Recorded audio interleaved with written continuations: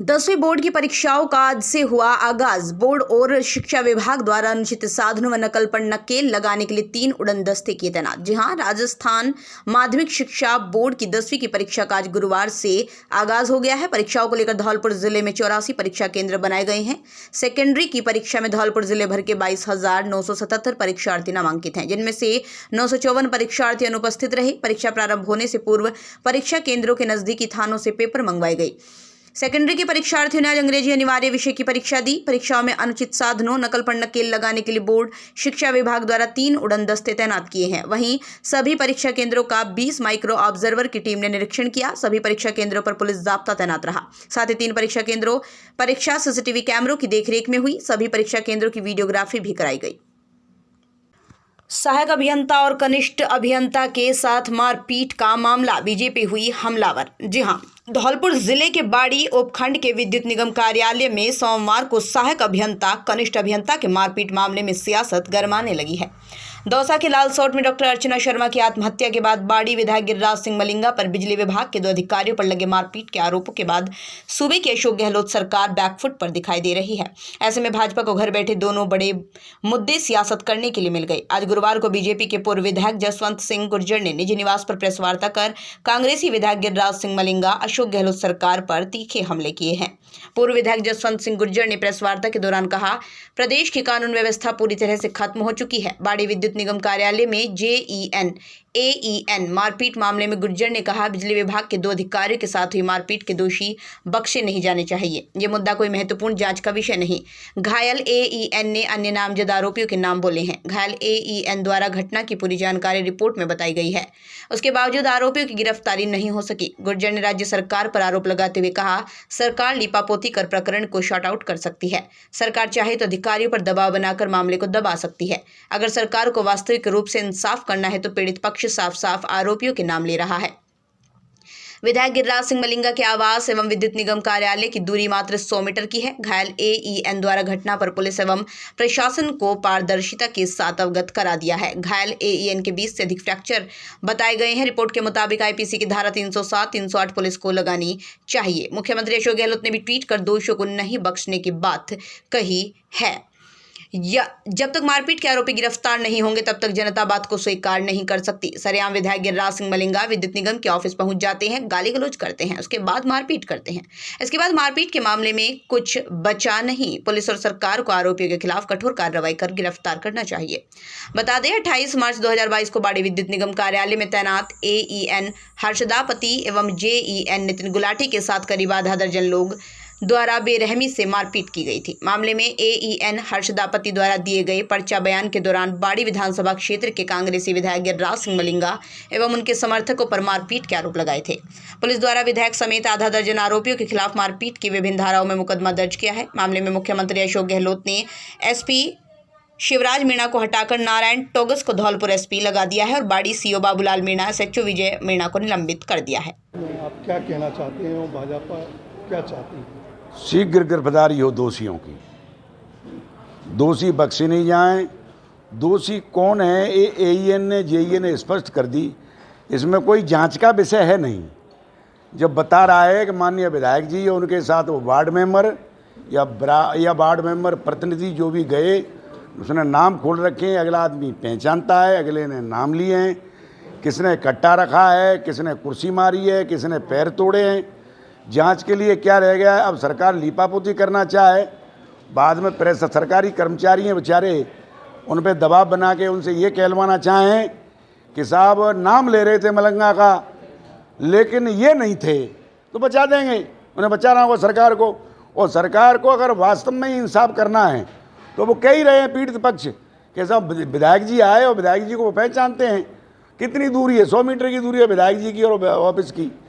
वहाँ जाके उन्होंने बता दी कि साहब विधायक जी आए, गाली दी, जाति सूचक गाली दी, उसके बाद में कुर्सी मारी और मेरे बाल पकड़ के गर्दन पे मेरी पे पैर रख दिया और हाथ पैर मैंने उनके तोड़वा दिए। अब ये रिपोर्ट आई है कि कोई 20 से ज़्यादा फ्रैक्चर हैं।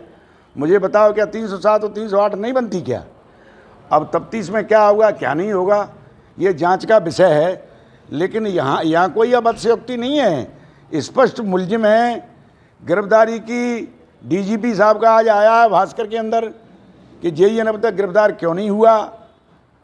गहलोत साहब ने भी कहा है कि दोषी बख्शे नहीं जाएंगे, भविष्य में भी दोषी नहीं बख्शे जाएंगे। जेईएन कौन सा गिरफ्तार नहीं हुआ आप बता रहे हैं? जेईएन के दोषी गिरफ्तार अब तक क्यों नहीं हुए। आज स्टेटमेंट भास्कर में आया है कि जेईएन एईएन के दो सरकार ने डीवाईएसपी वहाँ का सीआई एसपी को हटा दिया है, सरकार कार्रवाई कर रही है। नहीं, देखिए, एसपी उठाना और सीओ का और इंस्पेक्टर का हटाना ये कोई क्षतिपूर्ति थोड़ी हो रही है।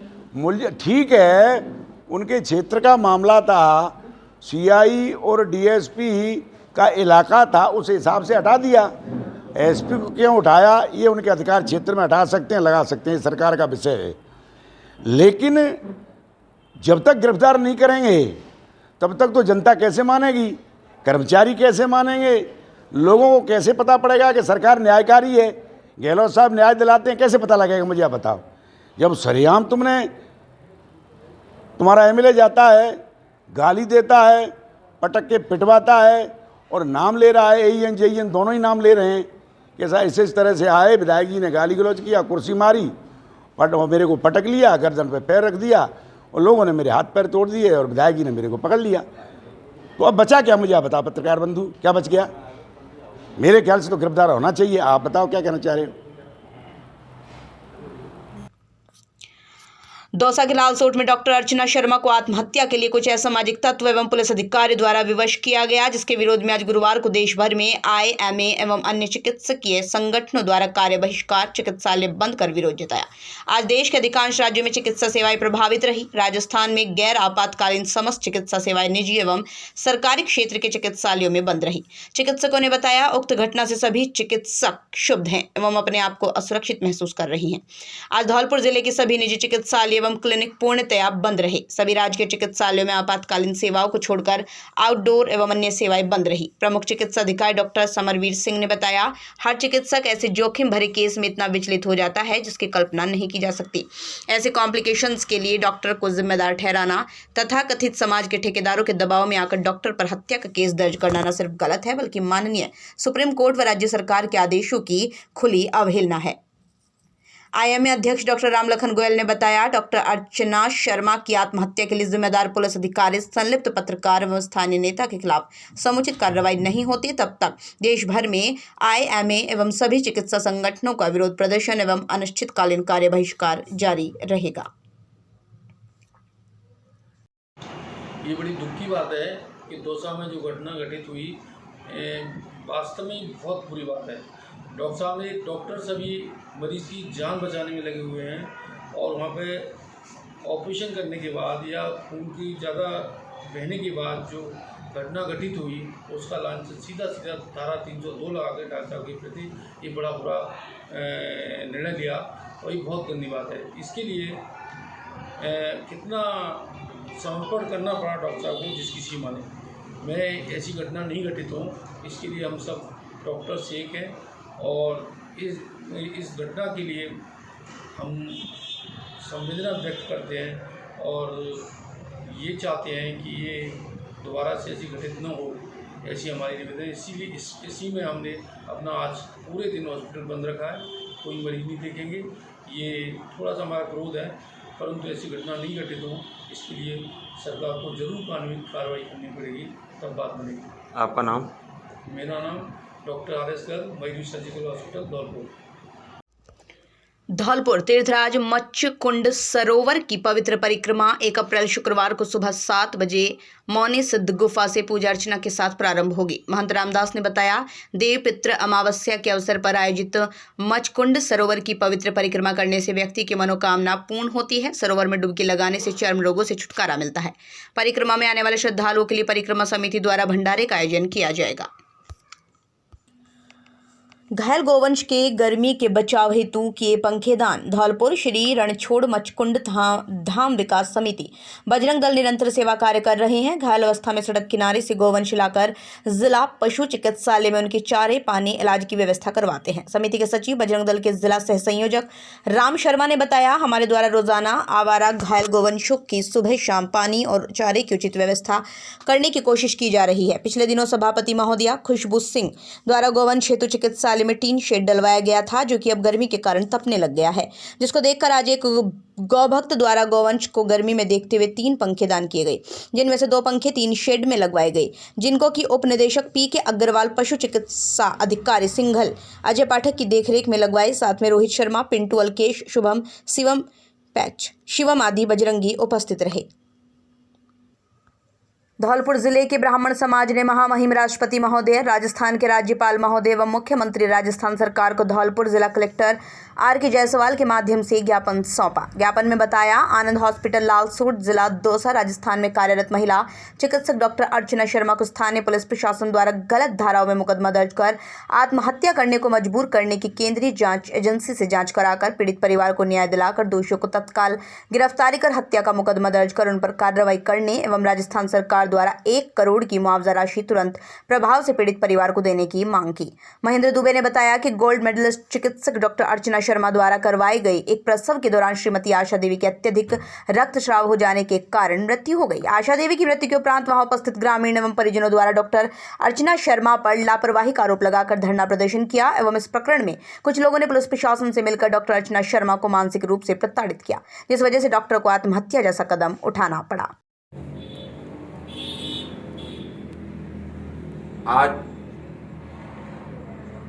आज धौलपुर जिला कलेक्टर महोदय को मुख्यमंत्री महोदय, राज्यपाल महोदय और महामहिम राष्ट्रपति महोदय के नाम एक ज्ञापन सौंपा गया है, जिसमें बताया गया है कि अभी 2 दिन पूर्व लालसोट में आनंद हॉस्पिटल में कार्यरत हमारी बहन डॉक्टर अर्चना शर्मा, जिन्होंने कुछ राजनीतिक लोगों के दबाव में आकर, ग्रामीणों के दबाव में आकर या राजनीतिक स्वार्थी लोगों के दबाव में आकर आत्महत्या कर ली, खुदकुशी कर ली। मैं बताना चाहूँगा आपको कि अभी 2 दिन पूर्व डॉक्टर अर्चना शर्मा एक प्रसूता का इलाज कर रही थी और वहाँ उस प्रसूता आशा देवी की अत्यधिक ब्लीडिंग होने के कारण उसकी मृत्यु हो गई।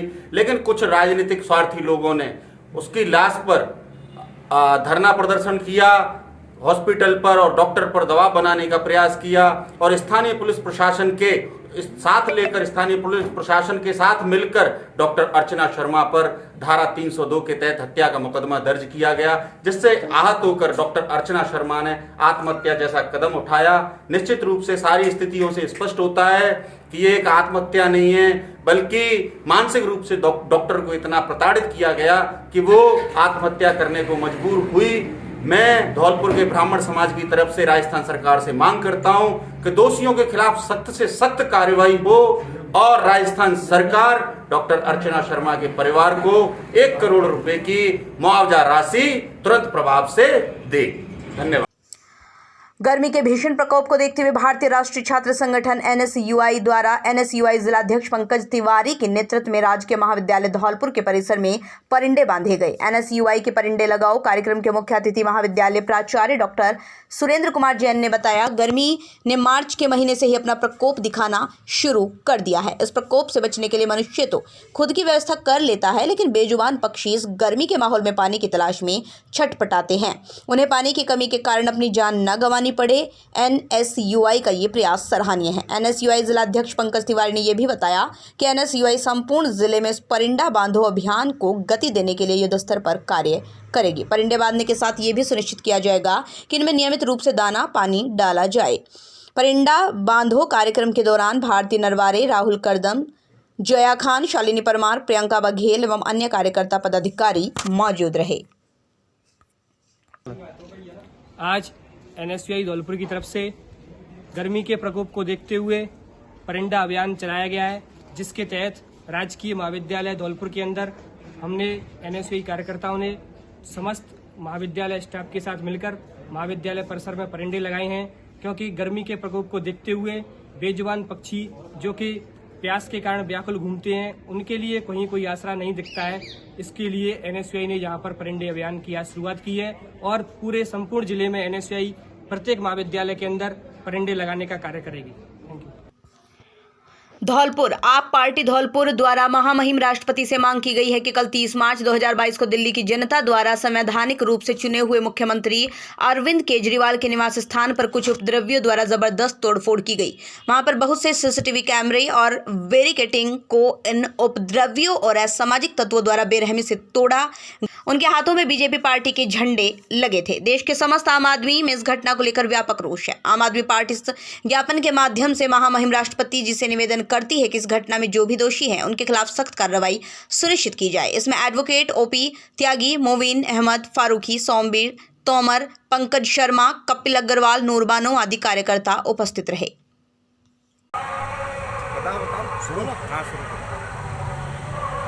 दिल्ली विधानसभा के अंदर केजरीवाल जी अपने विधायकों से बात कर रहे थे। उन्होंने विधानसभा में कहा कि कश्मीर के पंडितों पर अत्याचार और कश्मीर फाइल, इसके ऊपर जो है वो बातें कर रहे थे कि ये 30 साल पुरानी ये कहानी है जिसको बीजेपी कुरेद रही है। न तो उन्होंने एक शब्द कश्मीर के बारे में बोला, न कश्मीरी पंडितों के बारे में एक शब्द उन्होंने बोला, न कश्मीरी फाइल फिल्म के बारे में एक शब्द उन्होंने बोला। उन्होंने कहा ये 30 वर्ष पुराना केस है, इनको पुनर्वास की बात करनी चाहिए थी। जो है सरकारें कांग्रेस और बीजेपी की थी, और हमारी जब दिल्ली में सरकार थी, जब वो टेंट लगा कर रह रहे थे कश्मीरी पंडित, तो मैंने उनके पुनर्वास की बात करी थी। जो टीचर अस्थायी थे कश्मीरी पंडित, उनको मैंने जो है फाइल बना करके भेजी थी एलजी के पास कि इनको जो है परमानेंट किया जाए, इनका पुनर्वास किया जाए। बीजेपी ने वो फाइल आज तक जो है सैंक्शन नहीं करी और आज तक पेंडिंग पड़ी हुई है। ये बात कही थी उन्होंने कहा अगर इस फिल्म को फ्री कराने की बात आ रही है दिल्ली सरकार से, तो क्यों नहीं इसको यूट्यूब पर डाल दो, पूरे देश में ये फाइल जो है फ्री हो, फाइल फ्री चले। अन्याय किसी के संग नहीं होना चाहिए। हम कश्मीरी पंडितों के साथ कल भी थे, आज भी थे, हमेशा उनके दर्द में शरीक हैं। और जो लोग बहाने बना रहे हैं उन पर वो हंसे थोड़ा सा, उस हंसी का उन्होंने बात से बतंगड़ बना दिया और ले जा करके उनके घर पर जानलेवा हमला कर दिया। पुलिस की उपस्थिति में हमला किया गया और जान से मारने की साजिश से हमला किया गया। बैरिकेडिंग तोड़ी गई, एलईडी तोड़े गए, दुनिया भर का उन्होंने सत्यानाश किया। उसके बाद में तेजस्वी सूर्या जो सांसद था उसकी गिरफ्तारी हो गई और उसने खुद कबूल कर लिया। एक जो है वहाँ यूथ का जो है कार्यकर्ता था भारतीय जनता युवा मोर्चा का, उसने भी कबूल कर लिया कि हमने गलती करी है।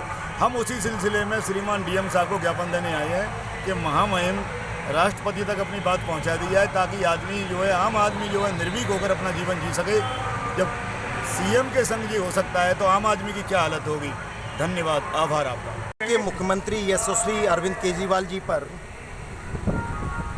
बीजेपी के तेजस्वी सूर्या और उनके तमाम युवा साथी, जिनको मैं एक तरह से हुड़दंगी कहूँगा, जिन्होंने दिल्ली के अरविंद केजरीवाल जी के घर पर जहाँ उनके बुजुर्ग माँ बाप, बच्चे और अंदर कुछ एमएलए भी थे जिनकी वार्तालाप चल रही थी,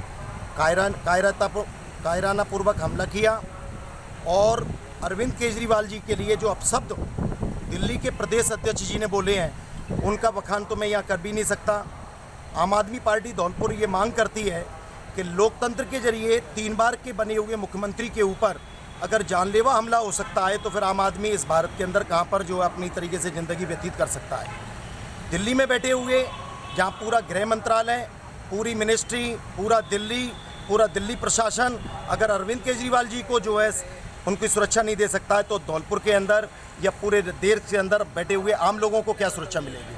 धौलपुर की आम आदमी पार्टी यही मांग करती है कि इस पर जल्दी से जल्दी इस पर एक्शन लिया जाए और इस तरह के अवांछित अराजक तत्वों को आइसोलेट किया जाए, समाज से बेदखल किया जाए।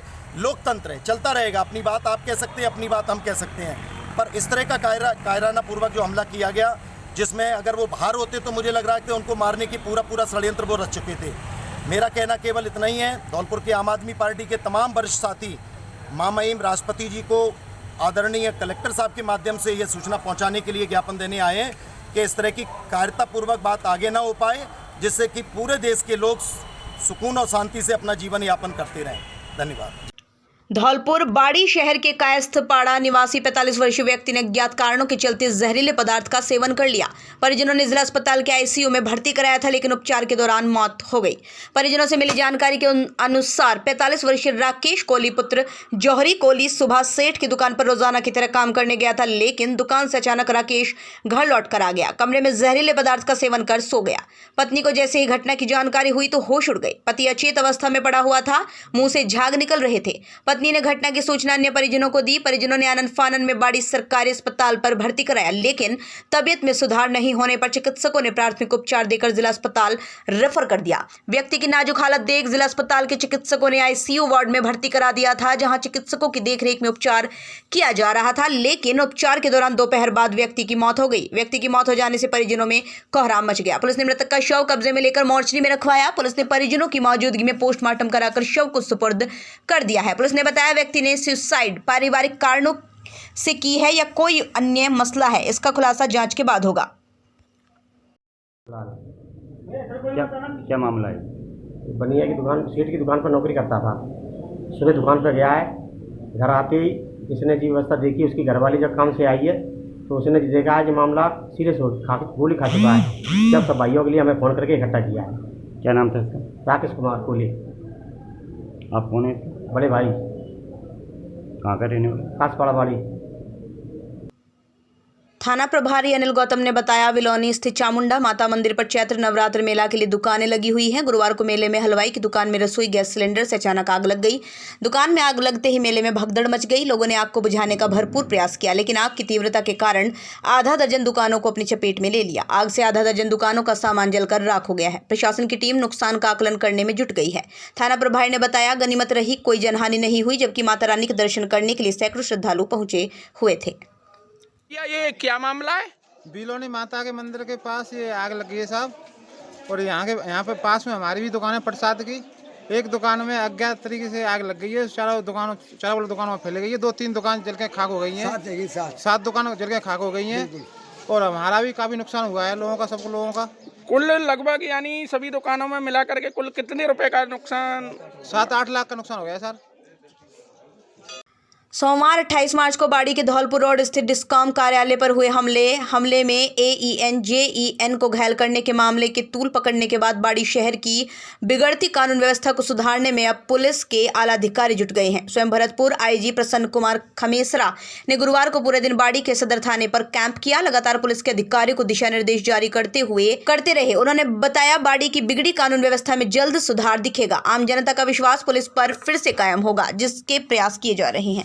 उन्होंने बताया, कोतवाली थाने में नए थानाधिकारी के रूप में विजेंद्र सिंह CI को लगाया गया है। एडिशनल SP बचन सिंह मीणा, सरमथुरा CEO राजेश कुमार के नेतृत्व में टीमें गठित की गई, जो लगातार अपराधियों की गिरफ्तारी के प्रयास में जुटी है। IG प्रसन्न कुमार खमेसरा की बैठक में सदर थानाधिकारी योगेंद्र सिंह राजावत, कोतवाली थानाधिकारी विजेंद्र सिंह, बसई डांग थानाधिकारी के साथ पुलिस के अन्य अधिकारी मौजूद रहे। इस दौरान IG ने धौलपुर रोड स्थित डिस्कॉम कार्यालय जाकर XEN मुन्नीराम विश्नोई से बातचीत की, उन्हें सुरक्षा का पूरा भरोसा दिलाया।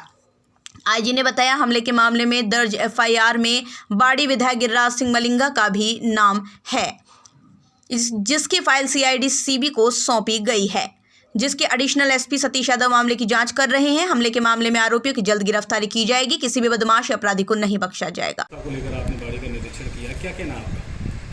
दिनांक 28 की घटना के संबंध में आज मेरे द्वारा बाड़ी का निरीक्षण किया गया है।